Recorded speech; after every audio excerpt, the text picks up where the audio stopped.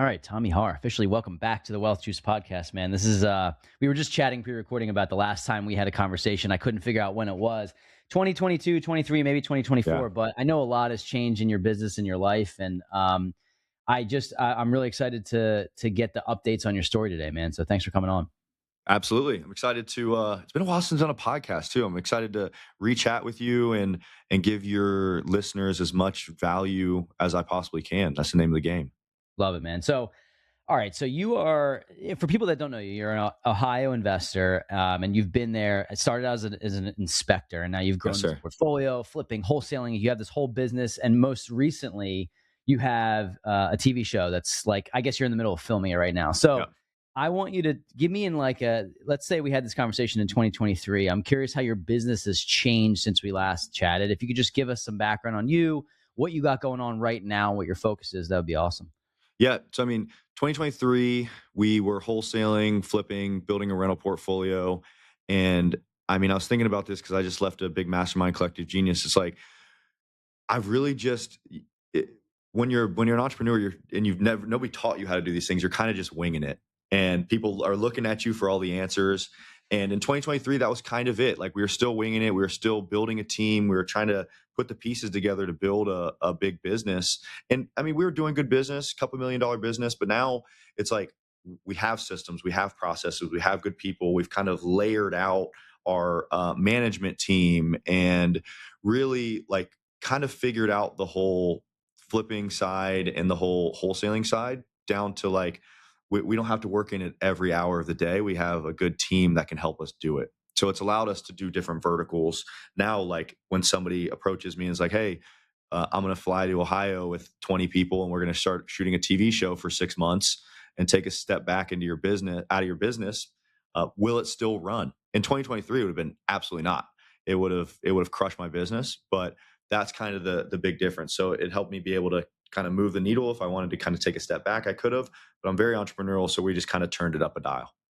Love it, man. So you're focused on, we were talking pre-recording, flipping, wholesaling.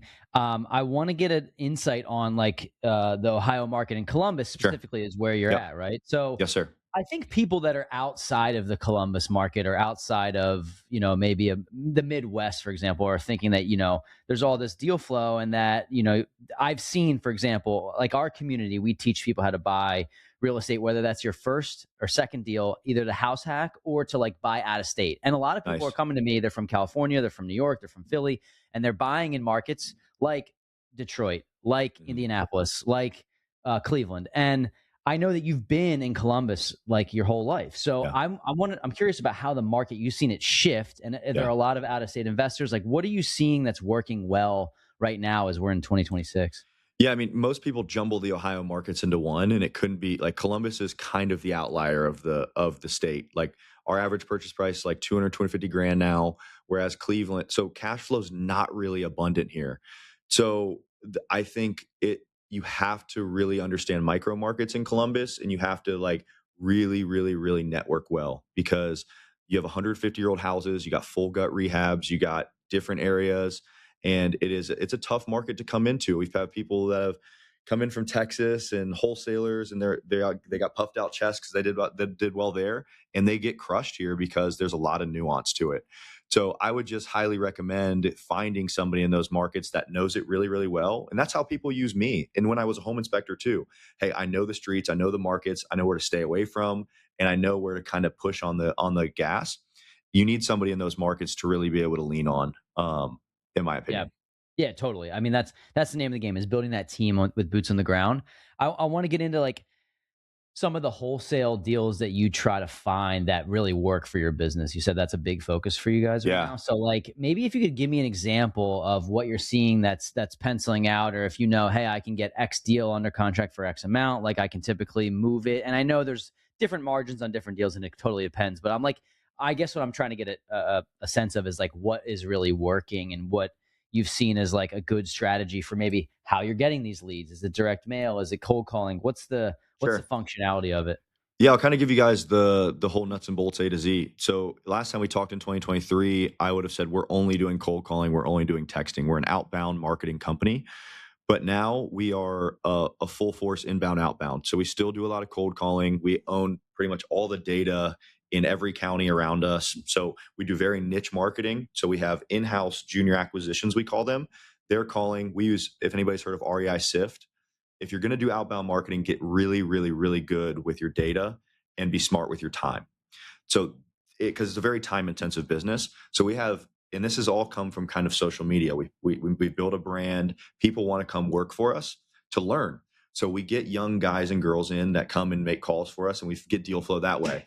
So that's a really good one. And specifically probates. So we scrub probate county dockets every single day with one of our virtual assistants. He comes in, skip traces it, and shoots it into our internal dialer, and also creates a list to where it goes to our external. So we're hitting them both ways. And then this was about a year ago, we added TV. So we started TV ads, and that was a huge jump. A lot of mental stuff here. Our budget marketing wise, and we're doing probably at that point 5 to 8 deals a month, cold calling and texting. We added a $20,000 budget from 10 grand to 30 grand hike. It was like, this is terrifyingly scary. A team of like 6. So me, my business partner, couple acquisitions, Dispo, TC. And that's been a game changer.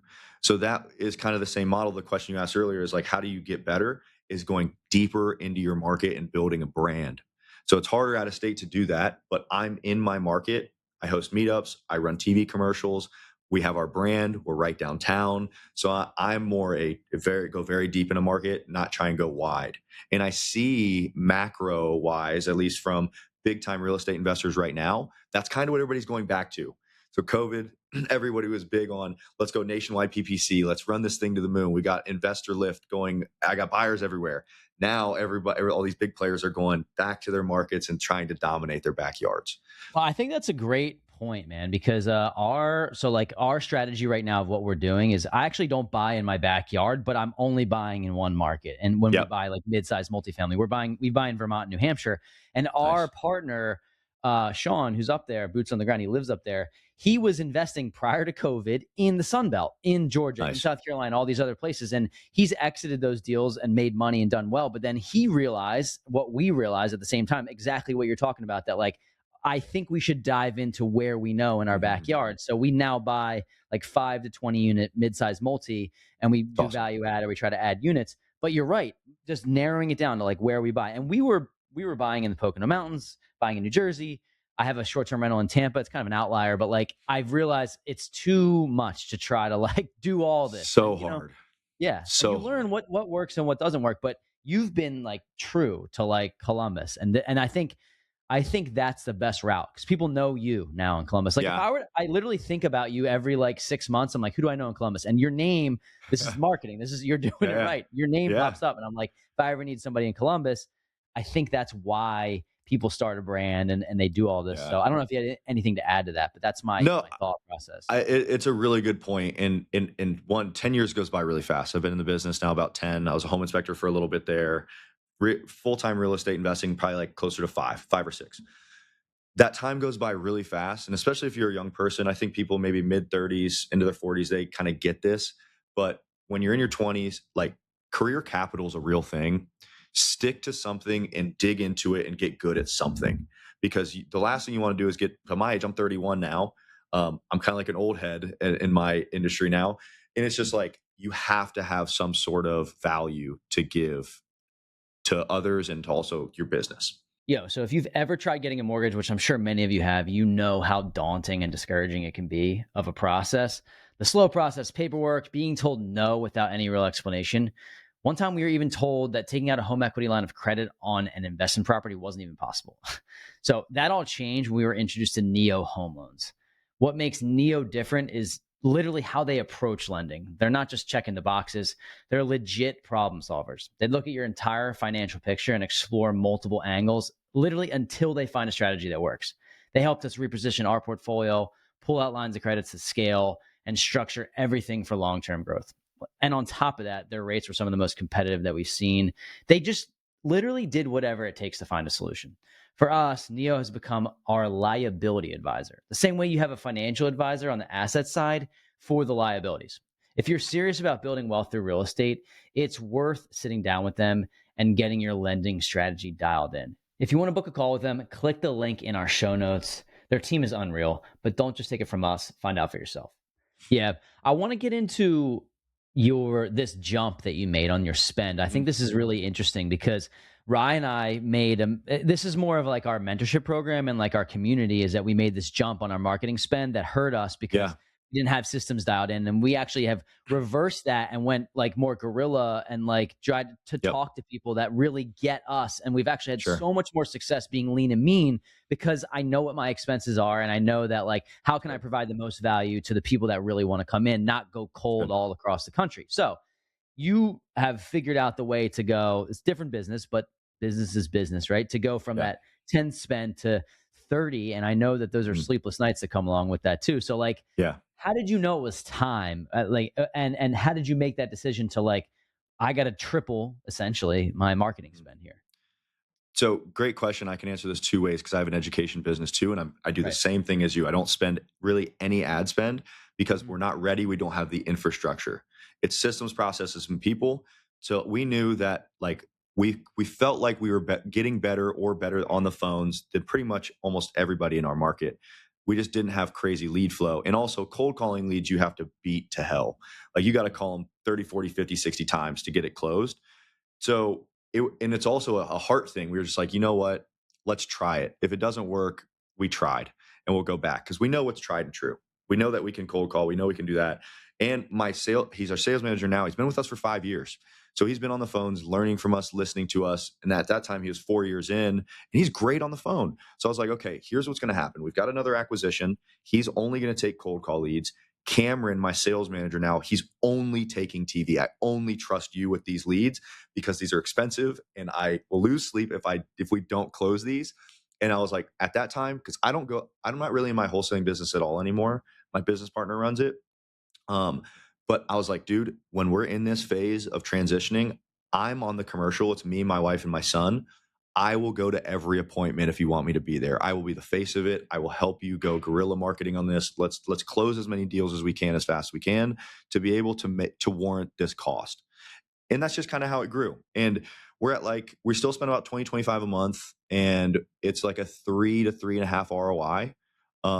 And it's also had us now we get into like, we've got some PPC running on the back end. We're doing some web form stuff. So we're like, oh, these deals are actually really good. And it's taken our average assignment from last year, like 17.5 to now we're trending at like a 25.30 this year. Wow. And I think people So would be it's been a excited. it's been a game changer. Yeah, I think people would be excited to do flips at 30,000. I mean, look, that's not like an Yeah. amazing flip, but like doing a flip and making 30 grand, like you won, right? You still made money. Yeah. And I think to get an assignment at that level is really cool. I think people typically when they hear wholesaling, they're like, I need to do $105,000 to $10,000 deals. And I know margins get tight if you do that. Yeah. And I'm not a wholesaler, so like I might be speaking out of turn on this, but I want to get into some of the flip process. And one of the things I really Yeah. like about you, man, is on IG. You're the first person to come on here and do you have somebody filming and you're like, I lost $50,000 on this deal, and I Yeah. think that is Yeah. such a good way to get people to trust you, to know that you're not out here Yeah. saying that I've made money on every single deal, right? Like that's stupid for people to say that, especially because Mhm. everyone knows that you don't make money on every single flip or else you're only Yeah. doing one every 3 years, right? So Yeah. talk to Exactly. me about a flip, like maybe one that went really well recently. I just want to talk through the numbers. Like, are you using hard money? What's your Okay. strategy to get to from start to finish? But I just want to compliment you on thank you for talking about the Well, loss. thank you. Yeah. Yeah, I think transparency is really important, especially in a world of social media where trust is not abundant right now. People are very, very scared of like scams and also people just lying. And that goes back to when I started. So I've been posting every day on social media for almost 6 years. So going back and being like, why am I the only idiot losing money in real estate right now? Or I'm just the only one not that's just willing to admit it. So it's helped me build my brand tremendously. But as far as deals go, like you said, 30 grand is a good profit. Like that is a very solid base hit flip for us in my market. I talk to people in other markets and that's not, they want more. But for me, in how competitive Columbus is, that's a great deal. But I specialize because I was a home inspector. I know construction pretty well. So we specialize in doing heavy value add rehabs. We talked about James Dana earlier. He does the same stuff. We like that's my thing. So we just bought a house. It was a one bed, one bath, 900 square foot with a enclosed porch in Columbus. Bought it for 154. We just put 150 into it, rearranged the layout, changed that porch into another living space. So I had another 200 square foot there, listed it for 399 and got an offer within the first day. So we'll make 65 grand on that rehab, but it was a 4 month project, 3 month project. So probably hold it for 4 or 5 months. I raised all private money for that deal. So what I Got it. Okay. did as what I like to do is there, well, hard money is getting really competitive and getting cheaper and cheaper by the day, which is awesome. But it's also death by paper cuts. I'm doing 30 to 40 rehabs at a time right now. If I do hard money for all of those, I have 250 grand of monthly payments. And that's not a sustainable business model. So I like to, if I'm going higher dollar, which in my market is like a 300 to 500 plus purchase price, I'm going hard money. And then I'm going to probably raise private money, which accrues interest to exit. So I'm servicing this $3,000 to $5,000 payment instead of when I'm drawing out that 100 grand in rehab, I'm paying more. And then I'm just going to have this interest only balloon for my private. That's a little more expensive for that backside. But this deal alone, I raised um, I raised it all, but I didn't raise it all at once. Okay. So I want to talk about this because this is very like I think people love hearing the ins and outs of how this actually works. So just correct Yeah. me if I'm wrong based on what I heard. So you're basically all in for like 310 or something like that. So you're raising Yep. that money. Maybe it's 300 to 310. You're raising it in periods, right? Yes, sir. Paying, you can tell me the percentage that you're paying, but paying interest on it 12 and to then sell. 12%. Okay, 12%. You're paying interest. So you sell it for roughly 400. Let's call it 400. You're paying costs on that end. And that's how you're getting from that 310 to 400 minus all of your fees along the way and what you're paying on interest and making $65,000. Did I miss anything in Yep. there? That's like kind of how it works. No, that's pretty much exactly how it works. But I mean, most people overlook the realtor costs. They don't look at the front end closing when you close with a wholesaler or realtor, the back end closing cost. And also right now, like if you want to flip houses, and whenever you're listening to this, it could change. But from my experience, we have about usually 15 to 20 on the market, maybe a little bit more, half in contract, half not. We're getting remedies on every house. So when we get an inspection, people are asking for laundry lists of things to be fixed. So you got to account for that on the back end as well. So you got to make sure your margins are a little bit bigger on the front side because they always shrink. Well, an interesting tactic that like we didn't get into on this deal. You just going back to what you said, a one bed that's 900 square feet. Did you turn it into a two? Turn into a 3 bed, 2 bath. Turned into a three because you added 900 to like 12. You got to 1200 roughly Yep. square footage. Yes, sir. Okay. That is a huge way to win, right? I mean, Yep. because like selling a 1-1, I'm always thinking that like in Philly, like I don't even know what a 1-1 would go for, right? Like it's their most That's what we were expensive. thinking too. Yeah. Yeah, we Okay. had no idea. Got it. That makes perfect sense. Is that part of like an ongoing strategy? If you're like, hey, I found a 1,600 square foot three bed, can I make that four? Like, has that been a part of your, Huge strategy. uh, okay. Yeah. Tell me about Huge. that. So Columbus is big. So 1,800 to now new houses, but we most of the houses have basements. So what we've been doing is, and this is a big thing that pushed me in my TV show because we were kind of doing a lot of cookie cutter stuff, a couple higher end ones, but now we're looking in certain areas that are good schools or neighboring good school districts, adding bedrooms, bathrooms, primaries in the basement as well, finishing out adding another 500 to 1,000 square foot in these basements. So turning like 3 bed, 1 bath ranches into 4 bed, 3 baths. So adding a primary upstairs and adding bedrooms and bathrooms down. So for example, we had a house we bought for 236. We did this on the show. It was a standard 3 bed, 1 bath upstairs, probably 10 by 10 bedrooms. So not very big. We smashed two of them together and we added a primary bathroom into that. So it ended up being like 10 by 16 bedroom. So nice size primary Yeah. with a big bathroom. But we were like, this house has to have 3 beds. So we go to the basement to be able to add that with an egress window, which is a fire escape, to do that. Now, these rehabs get expensive. They're very intensive. You have to know what you're doing, but we've been crushing it with that model. Love it, man. That's great. I think you're providing so much value on IG, like being inside these houses and stuff, and I think walking people through is like to show that were you the real side of real estate at one point? Is that your brand? Is that still your Yeah. brand? Still Yeah. is, yeah. Okay, cool. Because like it is. It's exactly what it is. Yeah, Like it I'm is. watching this happen unfold. But I want to get to social and your TV and show because I think people have asked me a lot, like, how do I find these private money lenders? And like the easiest answer is like, well, friends, family, people in your network. But you have to show proof of work in order to get them to trust you. So starting out is kind of Mhm. difficult. Have your private money lenders come from social media? Like, how have you created connections with these people, and Yeah. how's that worked? To me, I mean, we've already talked about the trust. So people talk, see what, couple things, because I do some speeches on this. I'll travel and speak. Like, showing you do it every day. So going and talking about it every single day. Like, I can be a complete knucklehead. I'm not the smartest guy in the room. I'm the first to admit it, but I've been doing it for a long time. So like, I have to be doing something right. And it's also consistency, which older generations will respect. The older generations are usually the people that are going to lend to you. And two, just showing them what you're doing is important. Like, I'm flipping houses and saying, hey, I'm looking for money partners. So I tell the story of a guy named Marcio. He lives in Tampa, Florida. He has like 300 Instagram followers. Marcio, if you ever listen to this, you're amazing. Great partnership.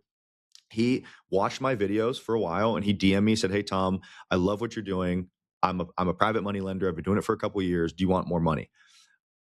He was lending me over $500,000 at a time before I ever met him in person. I wouldn't even know what he looked like. The power of social media is so incredible, but a lot of people, they don't like that. You'll see people kind of start and go. It's very hard. The creativity part is hard. So just document your journey, document the processes, don't overcomplicate it. That was one of the biggest things that I from the jump knew I didn't want to do. I didn't want crazy editing. I didn't want, like, it's the message and what I'm doing that's important, the education, because I'm not an entertainer. That's not my thing. So that's been raising money has become 100,000 times easier because of social media. Hey, let me pause the episode real quick. Let me know if this sounds like you. You're making six figures, you're climbing the corporate ladder, investing in your 401k and your Roth IRA, and maybe even a brokerage account. But deep down, you're asking yourself, is this really it? Like, am I just going to do this thing for the next 30 years and hope to retire in my 60s? That was exactly us just a few years back. We were curious and excited about real estate, but overwhelmed and without a roadmap. If you fast forward to today, we've built a portfolio of over 80 cash flowing units and grown our net worth to over $2 million. We made it our mission to help busy professionals like you take that same leap and start building generational wealth for yourself and your family. That's exactly why we created the Wealth Juice Inner Circle, a private real estate investing community designed to help you get your first rental property under your belt in as little as 90 days. Inside, you'll get direct access to us, our full investing network, private off market deals, and our exact playbook, and a community of investors who are closing deals every single week. That first property changed everything for us. We always talk about it. It was the true foundation for building generational wealth. And honestly, if we had access to something like this when we first started, we'd be 10 times further along by now. So if this sounds just like you, click the link in our show notes and schedule a call with me. Yes, me. I'll be taking the calls. We'll go over your goals, map out a plan, and get you ready to close your first deal. Let's get it. Yeah, man. You struck a chord when you said you've been posting every day for 6 years. That's the exact same thing. We have not missed a day since 2020. So when we started. Now Respect. our style is different, right? Like we're posting like but the message is still the same. Like every day we're showing up, we're showing you what we're doing, and I'm telling you about the wins, telling you about the losses. And I want to. A lot of people have asked me about social media, and Ryan and I are thinking about rolling out like some sort of like branding community in a way to show people how we built our social. Dope. And I think some people get it, and other people are like, I don't need that. I don't want to brag. I don't want to be cringe. And I want to ask you from your perspective how you got over that, because at this stage in my like journey, it's the only thing I can actually say I truly do not give a shit about. Like Same. nobody could shake me off that ledge. I don't care what people think about Yeah. me on social, but it took me a while to get to that. So I see why people would Yeah. dislike it. I'm curious if you had a similar path to like not. Yeah. Yeah, to me, like, I've seen the other side and I know how powerful it is. So now I obviously don't care, but I think I forget what rapper said it, but it's like, unless you feed my family and you put money on my table, I don't care what you have to say. Yeah, I Because forget who that was too. I saw that though. I know what you're talking about. Yeah. so it's like, I mean, just make sure you think deep and hard about what you want to put out there too, because luckily I have a very I have a very tight family. I'm one of five kids, and we all bust each other's balls pretty hard. So if I were out there doing like stupid stuff, I would hear about it. So I have a very firm like inner core of that. But just make sure you surround yourself with people and ask for honest feedback too. And then also, you're always going to have imposter syndrome. It scared the hell out of me to get in front of a camera. Just don't talk about stuff you're not actually doing. Like that's what makes it so much easier. It's like you don't have to go on there and say, I'm a real estate expert when you're not. Just talk about your experiences, talk about what you're doing, and talk about where you're heading to. Because somebody now people follow me for 5 years. They're like, dude, I've watched you from here to here. Let's do business now. Yeah, that is such a good point. There's a couple people that are not real estate people that I follow that I've taken so much from. I don't know if you know who Michael Smoke. I don't know if it's Smoke or Smoak, but Higher Up Wellness. He does like the fitness Okay. stuff. I don't know. And he's in Austin, but he's connected with a couple people that I know. I've never met him, but he literally just talks in front of a camera and has grown his following to 1 million followers or Wow. close to it. And it's just been what I've heard from a couple people, building in public and just being Yes. like, this is me. Like I'm doing this and I've made mistakes, but follow along in this journey. And I think, you've created this ecosystem for people to know, like, and trust you. And then they get to the point where they can have a conversation with you like this. And then they know the real Tommy. And I think that's the good news, is that the real Tommy shows through your content. And that's the whole point. Sure. Like just being yourself. So that leads me to my next question about this TV show. I'm very curious on how this came to be. Like, how did somebody approach you about this? Is this something that you've wanted to do? How did this, like, A&E, right? Like, how did this Yeah. happen? Yeah, I mean, as we started posting on social media more and more, you get people, and you never know who's legit and who's not, right? Like, there's a lot of people that say they're something. So randomly over the years, we get people that say, "Hey, we're casting for this and that," and I'm not a yes man, but like I'm looking at opportunities as they come, and we say sure, and we do some interviews. But I would always go in with the mindset like, this is very likely not going to happen. If it does, great. So nothing ever came, and I'm part of what's called Family Mastermind, I've and heard of it's it. Yeah. really really good. I joined there because I have an education brand, and I'm like, you know what, instead of trying to build this from the ground up, I've got the social media presence now. I started this business, I want to do it the right way. I want to build the right systems, I want to build the right team. I'm also not a marketer, so I joined there to learn those things and how to build the right way. And the good thing about masterminds is there's other people that are paying to be in those rooms, and the connections are completely invaluable. So there's a guy named Brad Holkman who he's in that group. We connected year one and didn't really connect further for another like year. And he was an old executive at A&E. He had no longer worked there, but he still had his ties. He still had a couple shows in production. And he was like, dude, I think you got to, your family's really cool. I see you on Instagram. I think you got a show on your hands. He's like, how about this? I'll fly in with my production company friend. His name is Jesse. We're gonna fly in. Let's have dinner and let's go look at some projects and see if anything will come of this. And this was probably over 2 years ago. So he came into dinner. My family, we do Sunday dinner every Sunday. And if you know my family, like we're raunchy, we're funny, we're in your face. So we played a game called Fishbowl. Anybody's played it, like you put 3 words in there and it gets out Is of it control pretty the fast. one? It's the game where you like the first.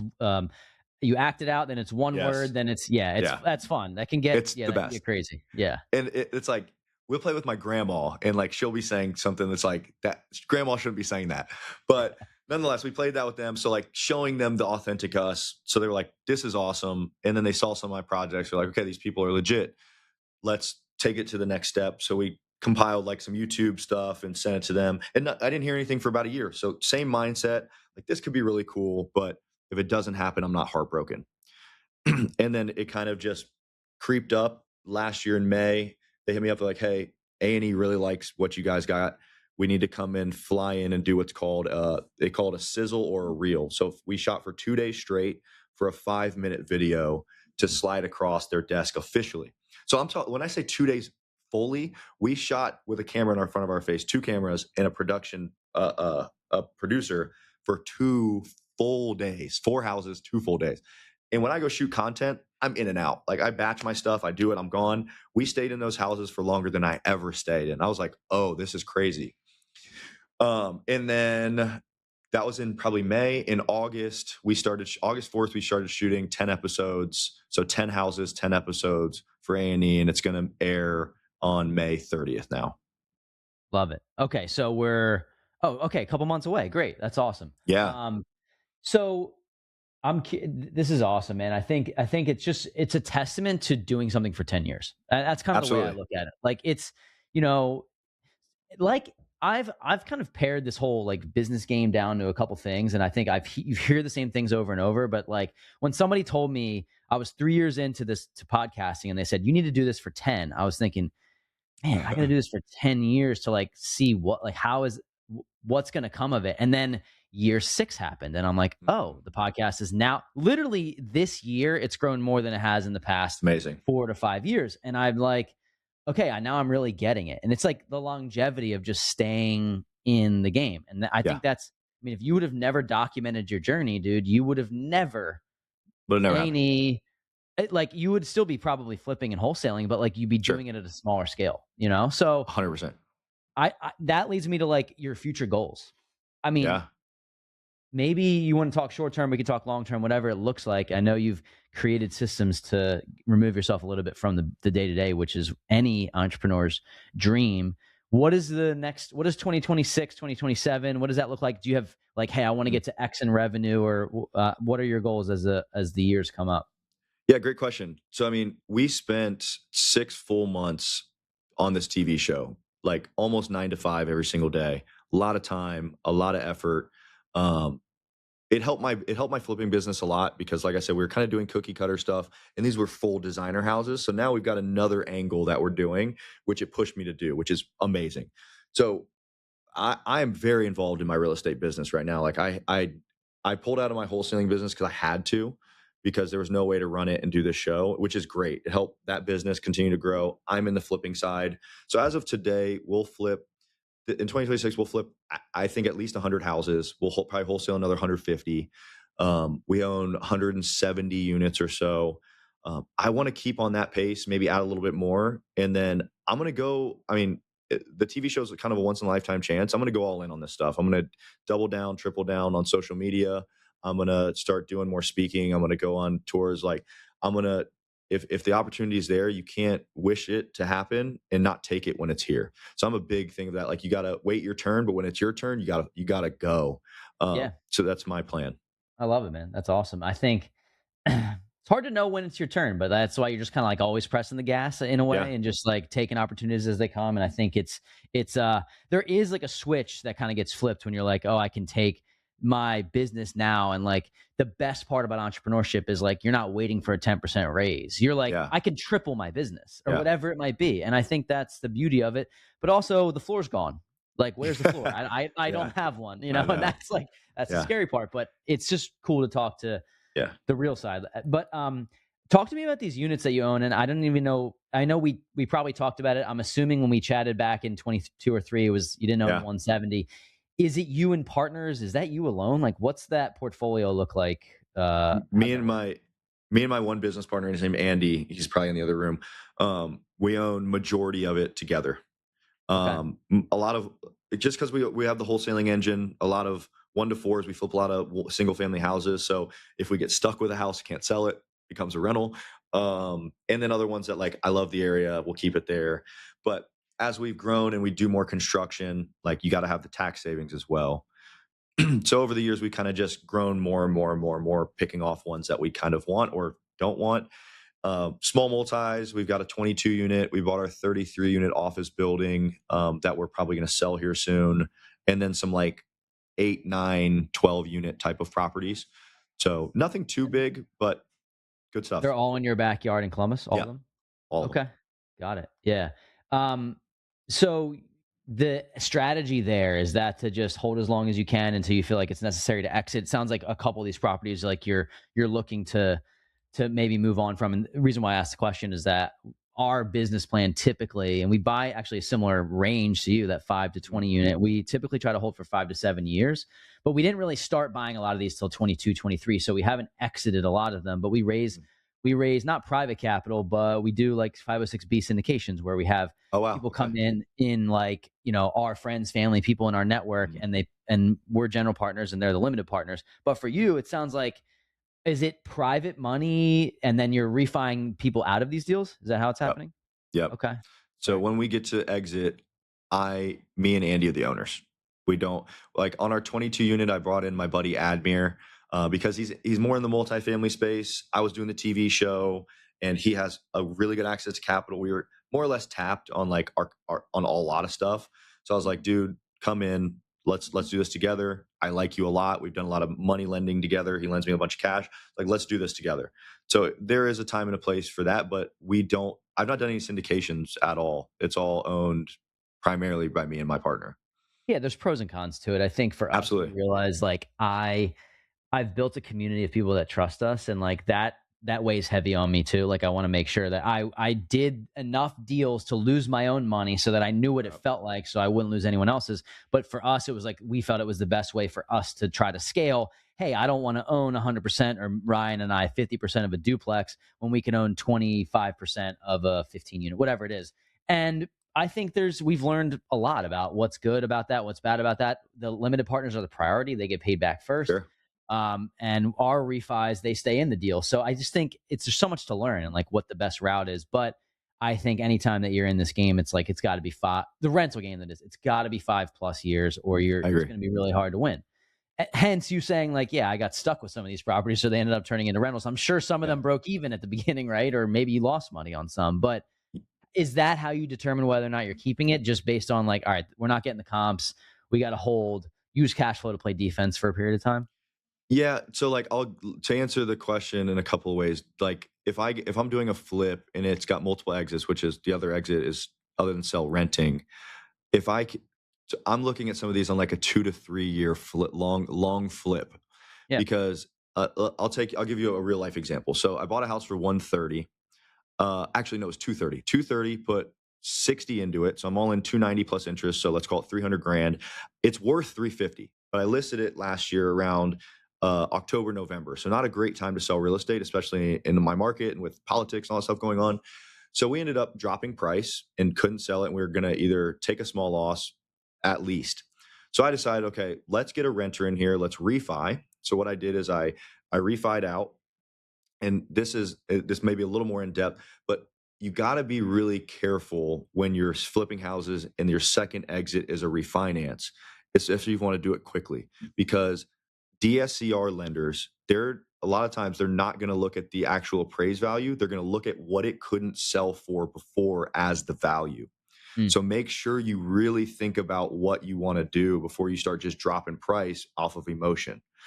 So, and I can go into detail about some of our Yeah, I'd love to strategy of hear it. Yeah. what we're doing Yeah. now. But I ended up keeping about 50 grand of my own money in that deal. And I was like, you know what? I would like that liquidity. So my payment is like 1,900 bucks from the bank, DSCR. I raised another 50 grand from a private money lender who's going to go long with me for a year, 2 or 3. I'm servicing that debt with the rent. And then when that renter moves out and the market is better in that area, I'll sell that house and make a profit.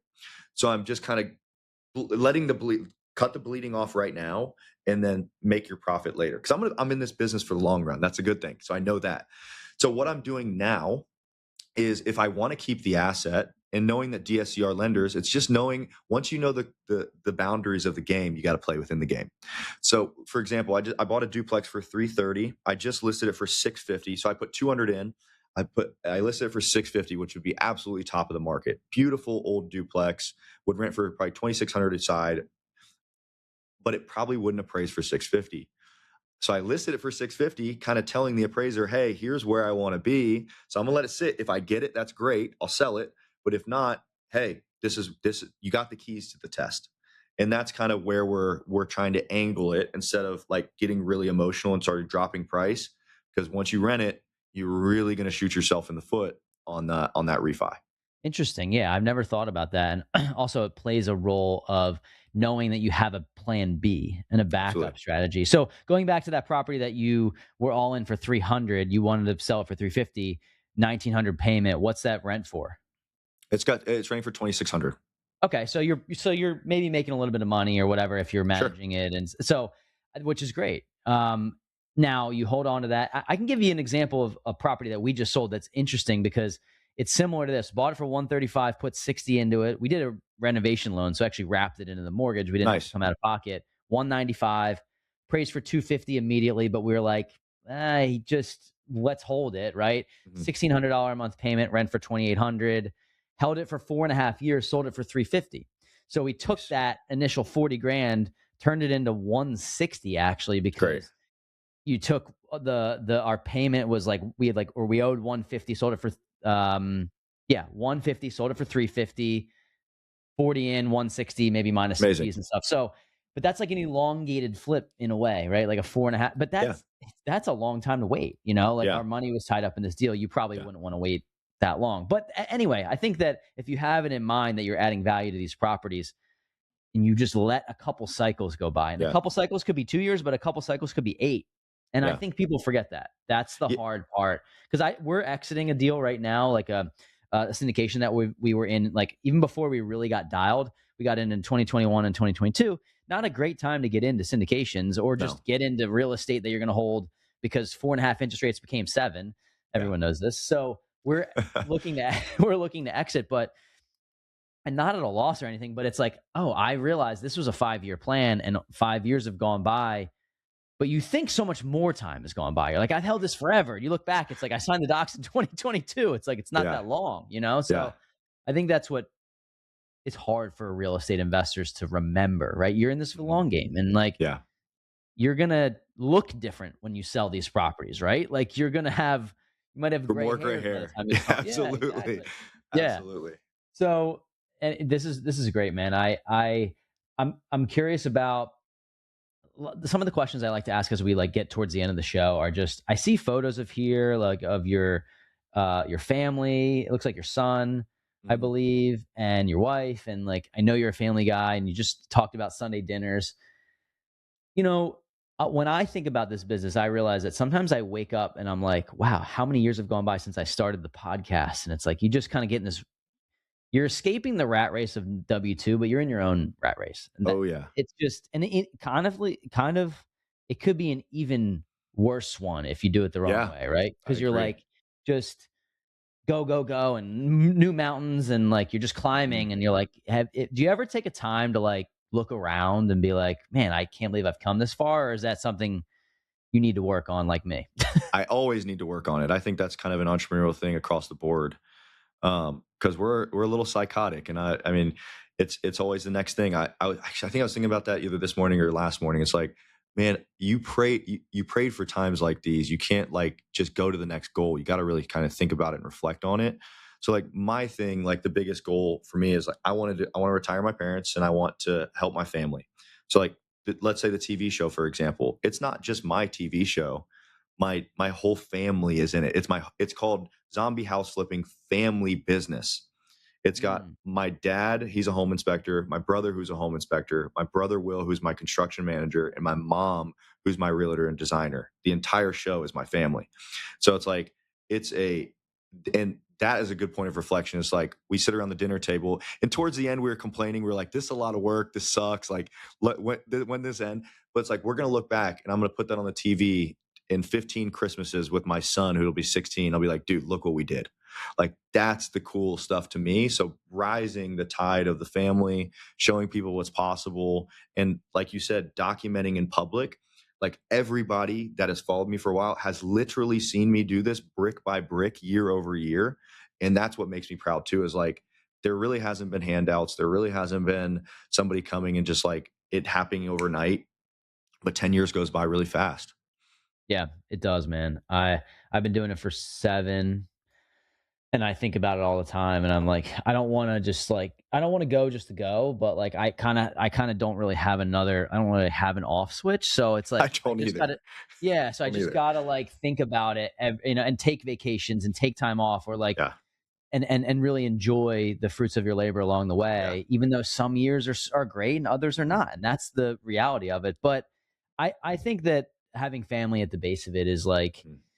that's truly like what it is all about, and it's so cool that you get to showcase your family to the Mhm. world and do it with them. I think that's, and Yeah. they're all kind of part of the real estate ecosystem, it sounds like, Yeah, too. it's really Awesome. cool, and it's also like it's cool to take the vacations, it's cool to do, like, the big stuff, but it's daily cadences too. So, like, my wife, she stays at home now, but she needs her time with me, and so does my son. So, like, yesterday, I was on my phone too much when I got home, and we have a written rule, you don't have it at dinner table. So she was finishing up kinda cooking, and I brought my son in, put him in his chair, and I was scrolling on my phone. She comes in, she's like, "Get that damn phone out of the kitchen." So you gotta have people in your corner to checks and balances you. to keep you kind of grounded and aligned, and also but hold you and let you know like, hey, that entrepreneurial craziness can run free as well. So it's a really hard balance. So my wife lives in a hard space and she rocks it. So it's really important if you're listening to this and you're an entrepreneur and you haven't found that person yet, that person is going to be the biggest decision of your life. It's going to help you spread your wings and explode, or it's going to really hold you back. Yeah, I couldn't agree more. I have conversations with people who all the time are like, I want to get into real estate. And then they have the inevitable conversation like, oh, I don't know if my spouse would go for this. And I'm like, damn, like that. I can't imagine having That would that. suck. And it's not like any knock on them. It's just like, like that is hurdle number one. Like for Yeah. me, like my fiance, like she knows that I'm nuts. So it's like, but she likes some Exactly. part of that. At least maybe she doesn't love all of it, but Yeah. she lets me flap the wings, Yeah. and like maybe sometimes I flap the wings and I hit the ground, but at least Yep. like she's, it's so that part of it I think is finding somebody, again, this isn't a relationship podcast, but like finding somebody that you can go with that trusts Yes. you, that also knows that like, hey, if things don't go well, like they're still going to be supportive, knowing that they trust you to figure it out along the way. That's huge, Yeah. huge. So yeah, man, this has been great. I really just sometimes I have people on the podcast that I had on previously and I forget like the cool conversations we have, and that's why I do this. So I appreciate your time. I appreciate you coming on. For sure, dude. What do you think? Like any parting wisdom advice, people that are looking to try to get into wholesaling, flipping, or just like want to get started in this game? Like, do you have any like, 60, 90 seconds of like what you would tell them, knowing what would you tell yourself starting out all over again? I mean, I've kind of been saying the same thing on the podcast I've done in the past. It takes you can do a lot more in a year than you think, but it takes more time than you think and more time, more effort than you think it's going to take. I mean, that really at the end of the day, it's it's simple, but it's not easy. So put your head down. You have to have work ethic. You can't outsource your business to somebody else. So if you're somebody that thinks, I want to grow on social media, I'm going to hire an agency, or I want to be a wholesaler. I get the thing all the time because I teach wholesaling. I want to go just hire an acquisition person. They lock up the deals and it'll be a great business. That is never, I've never met one person. Just because you have money and resources does not mean you can be a good wholesaler. Same thing with everything else. So find something, get really good at it, delegate it, then build your next bridge. Don't say yes to everything. Every time I've said yes to crypto, I lost 250, 350 grand. Every time I said yes to building an Airbnb business, it took my mind off other things. I lost money in that business. Find something you're good at, build repeatable systems. Once it gets boring, it means you're doing good at it. Like just because it's not hard anymore is not a bad thing. Dive deeper into that business. That's great, man. That's great advice. And like if you listen to this podcast and you've been listening for a while, like I feel like there's a lot of similarities. Your business is much bigger than ours, but I think about it like all the mistakes we've made of the different strategies that we got into, that I was like, they weren't like mistakes, like they weren't crazy mistakes, but they're just like taking you away from the thing that Yep. you do well. And that's Yep. really hard to focus in on. And I honestly can say it took me 5 years to figure out what am I even good at? Like, Yep. what do I even want this business to look like? And I still figure it out every day. But I think that's really, really good advice. And I think people should take that to heart. So, this has been amazing, dude. Thank you for coming on and sharing your story. If people want to learn more about you, for people that didn't hear the first episode or they're just getting to know Yeah. you, like what's the best way for people to get in touch with you, your team? Maybe they're even local to you, which is awesome in Columbus. Mhm. How would you like people to connect with you? I mean, the best way is Tommy Harr 05 on Instagram. I still try my best to answer everybody on social media. And then my YouTube, if you guys want to learn for free. I'm not the best at planning my YouTubes, but we literally just go out to houses and I talk through everything. So real life examples, real life scenarios from a home inspector that turned real estate investor. So you get a good blend of yeah. A lot of people don't teach the house. That's a big problem that I learned. So those are gonna be the best places. And then shameless plug, like May 30th, the TV show is dropping. If you guys want to see houses that have never, like, I know everybody says that, like, never seen this on TV, but like we're flipping houses that are literally falling over. There's one that was fire damaged, didn't even have a roof. And I know I've never seen that on TV. So if you guys want to see that stuff, want to be entertained, my family will make you laugh. Tune into A&E on May 30th. May 30th. Love it. So this podcast, if you're listening to this, it is the end of March, beginning of April. So you have some time, put it on your calendar. I can tell you firsthand that, there's I've done 370 podcast interviews, and this is maybe close to 380. And like, there's Tommy's he's really, really one of the good ones. So go listen to his stuff, go follow, and everyone that comes on our show, I feel like is a good one. But I just like, you have conversations with certain people that you just click with. So Sure. I appreciate your time. Thanks for coming on. This has been awesome and great to reconnect after all these For years. sure. Yeah, we got to meet in person here at some point. Just meet so many great people with social media and doing stuff like this. And your vibe attracts your tribe, right? Pace Morby said that, one of the masterminds I'm in, and it's so true. You put out good stuff, and I mean, you guys are doing great work. So I appreciate what you guys do. If you ever need anything in Columbus, you got boots on the ground here for you. Any of your students, anything like that, I got your guys' back. Love it, man. I appreciate it. Before we wrap this show up, I want to leave you with this. If you're listening to the show, chances are you're doing pretty well in your career. You're making maybe six figures. You're putting money into your retirement accounts, maybe stacking some cash in a brokerage account, but you're still waiting for that next level. And here's the truth. Waiting just costs you time. Every month you're on the sidelines is another month you could have had a property paying you and another step closer to financial freedom that you didn't take. Ryan and I know this because we stayed on the sidelines too long. We talk about this sometimes. We had the money, but not the guidance. And once we finally got our first property, everything shifted. It was the catalyst that built our entire portfolio and ultimately gave us freedom. And that's exactly why we built the Wealth Juice Inner Circle, to cut out wasted time, just give you the exact blueprint and surround you with a network of people who are closing deals every single week. So if you're tired of waiting and you're ready to finally get your first deal, click the link in the show notes and schedule a call with me. Let's map out your strategy and get you moving before another year slips by.